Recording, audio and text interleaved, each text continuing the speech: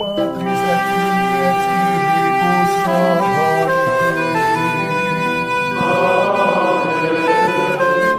Dominus vobiscum. Sahabat peradaban kasih ekologis yang terkasih, selamat berjumpa dalam renungan harian bersama saya melalui channel ini.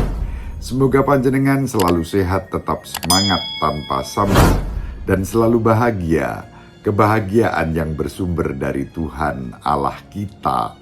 Mari kita awali perjumpaan kita dengan bersatu di dalam doa. Allah Bapa yang Maha Pengasih dan Penyayang, ajarilah kami untuk mengimani Yesus Kristus Putra-Mu dan karya keselamatan-Mu dengan jujur dan rendah hati sepanjang segala masa.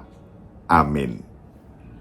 Sahabat peradaban kasih ekologis yang terkasih, mari kita baca Injil Markus bab 11 ayat 27 sampai 33. Beberapa waktu sesudah mengusir para pedagang dari halaman Bait Allah, Yesus dan murid-muridnya tiba kembali di Yerusalem.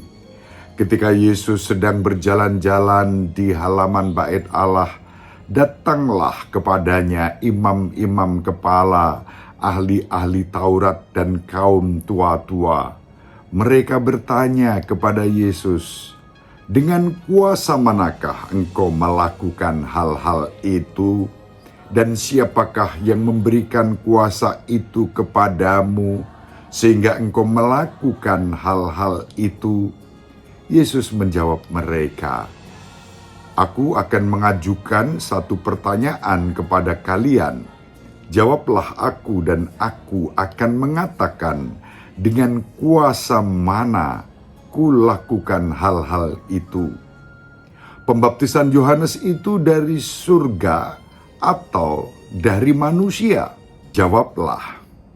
Mereka memperbincangkannya seraya berkata, "Jikalau kita katakan dari Allah, Ia akan berkata, 'Kalau begitu, mengapakah kalian tidak percaya kepadanya?' Tetapi masakan kita katakan dari manusia? Sebab mereka takut kepada orang banyak, karena semua orang menganggap bahwa Yohanes betul-betul seorang nabi." Maka mereka menjawab kepada Yesus, "Kami tidak tahu." Maka kata Yesus kepada mereka, "Jika demikian, aku pun takkan mengatakan kepada kalian dengan kuasa manakah aku melakukan hal-hal itu." Demikianlah sabda Tuhan.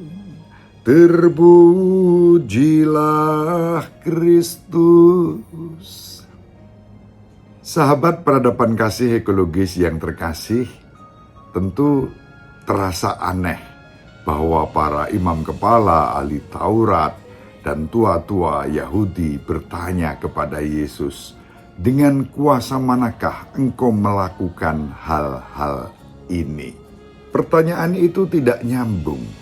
Bagi mereka, otoritas berarti kekuasaan duniawi, bahkan berkelindan dengan politik. Tetapi bagi Yesus, otoritas berarti relasi kasih antara Yesus sebagai putra Allah yang maha tinggi dengan Allah sebagai Bapa. Itulah otoritas bagi Yesus. Itulah sebabnya tidak mengherankan bahwa kemudian Yesus balik bertanya kepada mereka tentang otoritas yang dimiliki Yohanes Pembaptis. Yohanes Pembaptis pun diutus untuk mewartakan pertobatan dan kasih, tetapi mereka menolak untuk percaya. Menghadapi pertanyaan Yesus tentang kuasa Yohanes Pembaptis, mereka seketika menjadi kura-kura dalam perahu, menjadi kura-kura tertimpa batu. Mereka pura-pura tidak tahu. kepura-puraan itu yang menghambat mereka untuk mengalami relasi kasih yang benar dengan Yesus. Banyak hal yang sebetulnya sudah jelas di dalam kitab suci tentang iman kita. Tetapi toh ada pemimpin-pemimpin tertentu yang meragukan, bahkan memelintir dan memutarbalikkan realitas iman itu hanya untuk kepentingan mereka sendiri, persis sama seperti imam-imam kepala, ahli-ahli Taurat, dan tua-tua Yahudi itu. Ajaran yang sudah jelas dari kitab suci, mereka pelintir, dikaburkan untuk kepentingan sendiri. Contoh yang bisa kita angkat adalah sikap orang-orang tertentu yang menyatakan diri sebagai pemimpin jemaat, tetapi tidak memahami teks kitab suci tentang realitas iman sejarah keselamatan yang dikerjakan Allah dan melibatkan Santa Perawan Tersuci Bunda Maria yang dikandung tanpa noda, bahwa Yesus adalah putra sulung Maria dan pasti tidak mempunyai saudari-saudara kandung. Semuanya jelas. Tetapi toh ada orang-orang tertentu yang menyatakan diri sebagai pemimpin jemaat, tapi menjadi kura-kura tertimpa batu. Pura-pura tidak tahu.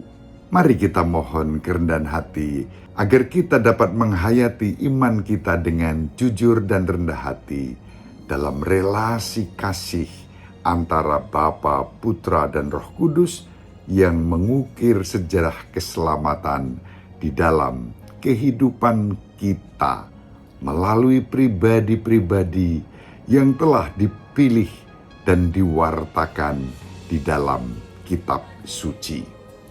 Ibu Maria selalu mendoakan kita, Bapak Yusuf merestui kita dengan keheningannya. Semoga panjenengan semua sahabat peradaban kasih ekologis yang terkasih bersama seluruh anggota keluarga dimanapun berada, dibimbing, dilindungi, dan diberkati oleh Allah yang Maha Kuasa, Bapa dan Putra, dan Roh Kudus. Amin. Terima kasih, salam sehat, tetap semangat tanpa sambat.